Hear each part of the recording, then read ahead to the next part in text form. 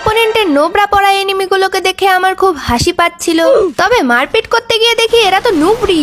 এদের সৌন্দর্যে আমি মন্ত্রমুগ্ধ হয়ে প্রেম প্রস্তাব দিয়ে বসি, কিন্তু পরে রিয়েলাইজ করি আমিও তো মেয়ে। না না, এসব মেয়েছে চলবে না।